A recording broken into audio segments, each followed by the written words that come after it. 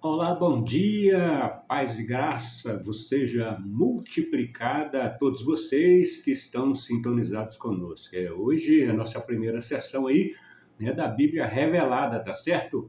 E eu vou trazer para você os 3 princípios para entender a Bíblia no seu contexto original. Não sai daí, acompanhe conosco, porque eu tenho certeza que você vai gostar. Você que quer crescer na palavra, crescer no conhecimento, entender a vontade de Deus, servir a Deus melhor, tá certo? Tenho certeza que você vai gostar.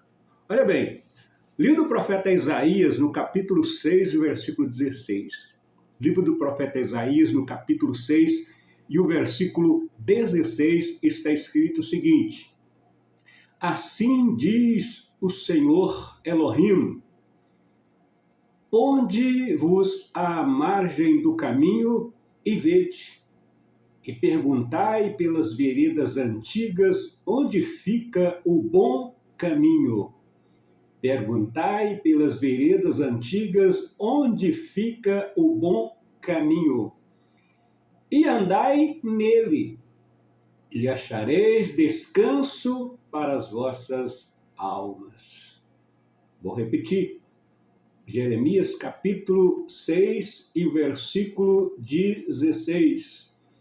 Assim diz o Senhor Adonai Elohim, ponde-vos à margem do caminho e vede, e perguntai pelas veredas antigas, e onde fica o bom caminho, e andai nele, e achareis descanso para as vossas almas.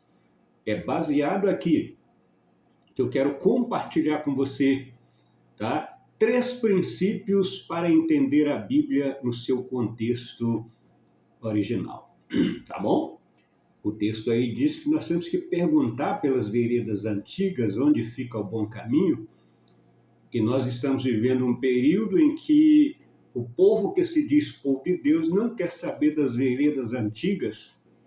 O povo que se diz povo de Deus está mais interessado no modernismo, está mais interessado na contextualização, está mais interessados na contemporização. Como resultado, nós temos aí um povo que se diz de Deus, uma igreja que se diz de Deus, vazia. Quando eu digo vazia, não é vazia de gente, porque, na verdade, existem templos que estão cheios de gente. Eu digo vazio de Deus, vazio da presença de Deus, vazio da comunhão com Deus, vazio de um relacionamento saudável com Deus. Tá certo? A primeira coisa que nós precisamos entender nesses 3 princípios para entender a Bíblia no seu contexto original é que a Bíblia não foi feita para o Brasil. Apesar de afirmarem, né, de dizerem que ela é universal, que ela é geral, que ela é para todos os povos, né? É verdade. Mas a verdade é que ela foi produzida, tá? A Bíblia foi produzida dentro de um tempo, dentro de um lugar e dentro de uma cultura. Esses são os 3 princípios que nós precisamos observar se quisermos realmente entender as Escrituras no seu contexto original. Tá certo? A Bíblia, ela não foi escrita nem para o Brasil, nem para o Japão, nem para os Estados Unidos e etc. Não. A Bíblia foi escrita para um povo que é o povo de Deus. E a Bíblia foi produzida, né, dentro de um tempo, a Bíblia foi produzida dentro de um lugar, e a Bíblia foi produzida dentro de uma cultura. Tá? A princípio, ela está presa a esses 3 contextos. Fugir desses 3 contextos é não conseguir obter o sentido original, proposital, pelo qual Deus, o nosso Pai, tensionou que a sua palavra fosse registrada, que a sua palavra fosse escrita.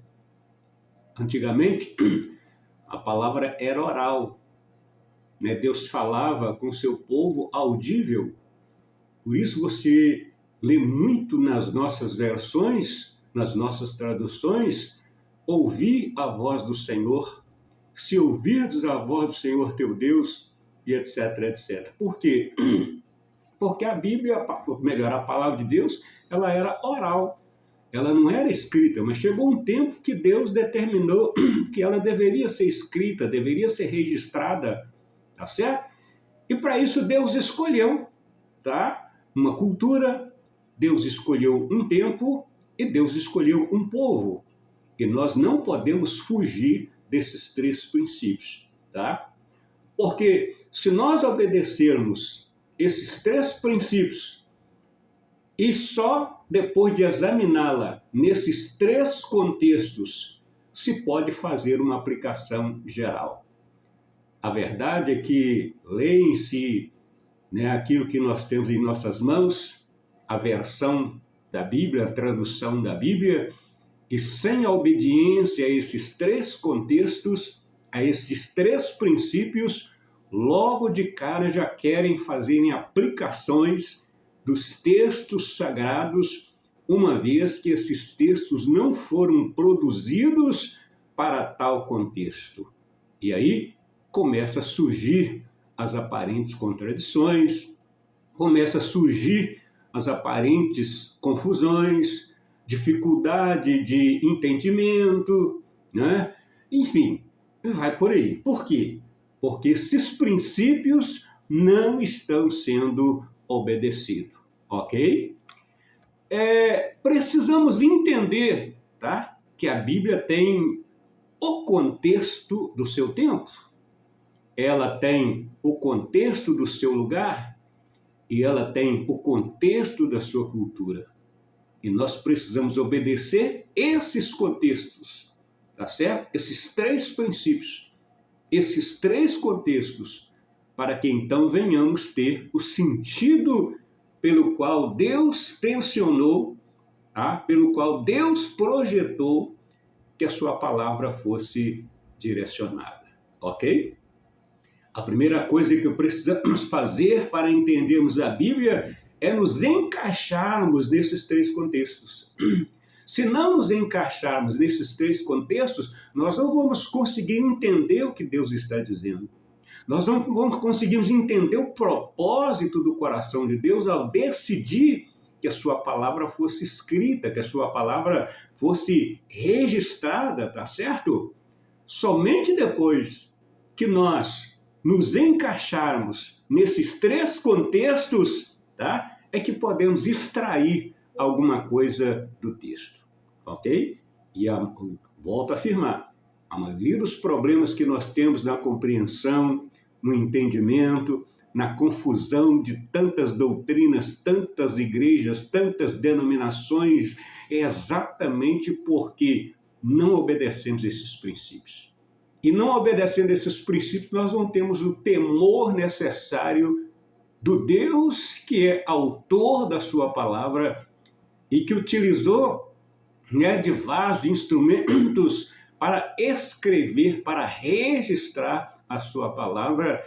E aí nós vivemos uma vida mais regalada, uma vida mais contextualizada, uma vida com mais apego aos prazeres do mundo do que nas coisas de Deus, tá certo? É importante nós pararmos para analisar que todas as promessas de Deus, essas promessas foram feitas a um povo, tá? Essas promessas foram feitas dentro de uma cultura e essas promessas foram feitas dentro de um tempo, um lugar, né? Vamos aí, por exemplo, Salmo 23, que é conhecido, né, da maioria. Quantos de nós ficamos, às vezes nós não comentamos, mas ficamos perplexos, né? O porquê que está escrito que o Senhor é meu pastor e nada me faltará. E às vezes falta tanta coisa, e às vezes falta tanta, né? E você fica naquela, né, tal, mas está escrito e tal, tal, e você não fala, mas isso aí no seu subconsciente acaba te decepcionando. No seu subconsciente acaba te frustrando. No seu subconsciente acaba levando você a uma atitude de inatividade, uma atitude improdutiva, e você passa a ocupar apenas um espaço, você passa a ocupar apenas um lugar, quando não deixa de ocupar esse lugar e desvia-se por completo, esfria-se por completo, apóstata-se da fé. Por quê? Esse é um exemplo que eu estou citando. O Salmo 23 é palavra de quem? Não é palavra de Deus. O Salmo 23 são palavras de Davi, experiências de Davi, vivências de Davi. E nós pegarmos o Salmo 23 e dizer que Deus está falando, é uma violação aos princípios, tá certo? Da hermenêutica, aos princípios da interpretação.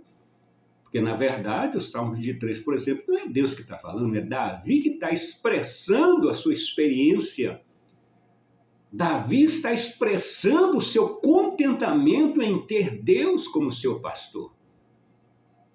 E ele afirma que ao ter Deus como seu pastor, automaticamente nada vai te faltar. E a maioria de nós, mesmo nos dizendo que somos de Deus, nós não permitimos Deus nos pastorear. Por que nós não permitimos Deus nos pastorear? Porque nós não obedecemos os mandamentos, nós não praticamos os mandamentos, nós temos a audácia de escolher na Bíblia textos que são para nós, textos que se adequam a nós, textos que se ajustam às nossas especulações, tá certo?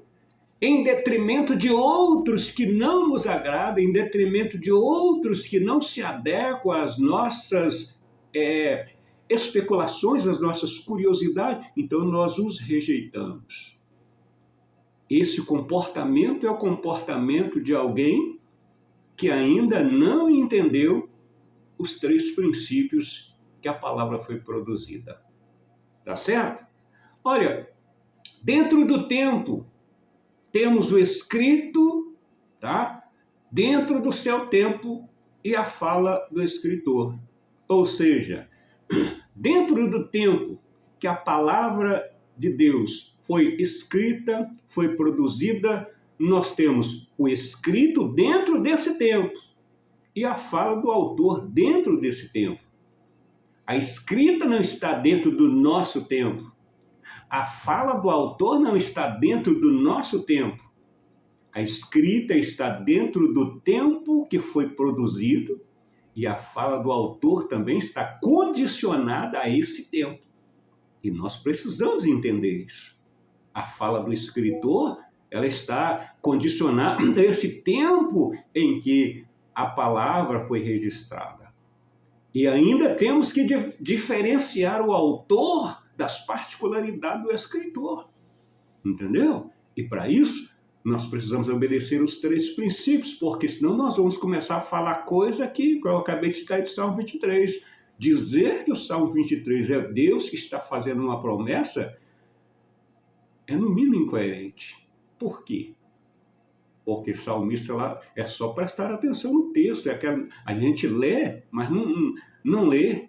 Lê sem ler, lê sem ver, lê sem perceber, apenas fotografa as letras, né? Mas não faz a leitura da contextualização. Salmista diz: o Senhor é meu pastor e nada me faltará. Aí ele fala: o Senhor como meu pastor, se eu deixar o Senhor ser meu pastor, Ele me faz andar em passos verdejantes, Ele guia-me mansamente às águas tranquilas, Ele refrigera minha alma por amor do seu nome. Como meu pastor, Ele faz tudo isso. Como meu pastor, ainda que eu ande pelo vale da sombra da morte, eu, Davi, não preciso temer nada, porque Deus, como meu pastor, me sustenta. esse é o contexto da fala de Davi. E nós pegarmos Salmos de 3, por exemplo, e dizer que é uma palavra, uma promessa de Deus para mim e para você, é incoerente, é inconcebível. Tá? Agora, depois que nós formos lá, dentro do contexto de Davi, a maneira que ele falou, por que ele falou, aí sim nós podemos pegar e fazer aplicação para nós. Por exemplo, o salmista, ele diz lá, certamente que a bondade e a misericórdia do Senhor me seguirão todos os dias da minha vida. Por quê? Na verdade, a bondade e a misericórdia de Deus segue a Deus. Né? É o rastro que fica, lógico, isso é uma linguagem figurada, né, para a nossa compreensão, a misericórdia de Deus, né, a bondade e a misericórdia de Deus é um rastro que fica por onde ele passa. E o que Davi fez? Davi chegou e falou, misericórdia, dá licença aí, que eu quero ficar bem pertinho de Deus, porque ele é meu pastor, eu preciso que ele me pastoreie, eu preciso que ele me oriente, eu preciso que ele me lapide. Oh, bondade, oh, misericórdia, dá licença aí. Aí Davi, ele fica entre a bondade e a misericórdia de Deus, ou seja, Davi não é como nós hoje que ficamos esperando aquilo que Deus pode fazer. Não, Davi, ele entrou para relacionar, para comungar, para ser pastoreado, para ser direcionado, para ser lapidado, enfim, para o pastor da vida dele fazer com ele o que o pastor quisesse fazer, e agora então, como consequência desse relacionamento sadio e intenso, as misericórdias, tá? E a bondade de Deus seguia Davi.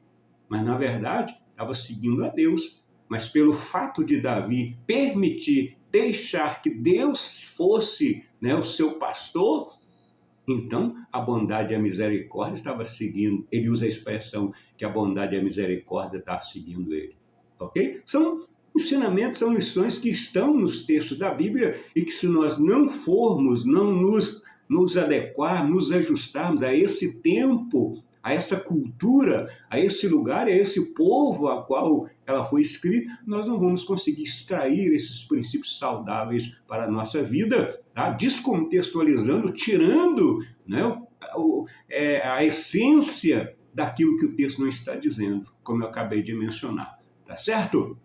Continuando a nossa reflexão, precisamos entender que a fala do escritor é diferente em cada situação, como, por exemplo, a fala de Paulo aos Gálatas é diferente da sua fala aos Romanos. E assim sucessivamente, onde cada fala obedece ao seu contexto. Entenderam? Agora, se nós não formos nesse contexto onde, por exemplo, a Epístola aos Gálatas foi produzida, em que contexto ela foi produzida, em que cultura ela foi produzida, para quem ela foi produzida, se nós não formos ao contexto, né, de que da Epístola que aos Romanos foi produzido, para quem ela foi produzida, em que contexto ela foi produzida, a que povo ela foi direcionada, aí nós não vamos conseguir entender, vamos colocar numa sacola só, num pacote só, e aí começam as confusões, começam as contradições, que nós chegamos a afirmar, né, coisas absurdas e não percebemos. Por quê? Porque desconhecemos esses três princípios necessários e fundamentais para a compreensão do sentido original do que está escrito. Ok? Nós precisamos entender que toda vez que nós formos estudar a Bíblia, nós precisamos entender que esses escritos, eles têm o seu tempo, eles têm a sua cultura, eles têm o seu lugar.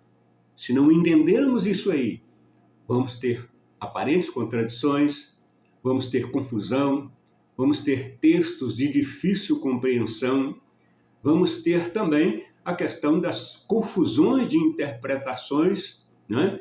E aí causa a confusão que, se nós formos sinceros e analisar, nós vemos a confusão que existe entre o povo de Deus. Cada um acha que é melhor que o outro, cada um acha que é superior ao outro, um acha que é mais santo que o outro, enfim, vira essa confusão, e ao invés de ser uma igreja, né, um povo de Deus de paz, de amor, de comunhão, de compreensão, acaba acontecendo, como diz Tiago, no capítulo 4, né? Virando um campo de batalha, um campo de guerra, um campo de conflitos, devorando uns aos outros. Infelizmente, mas é a verdade. Por quê?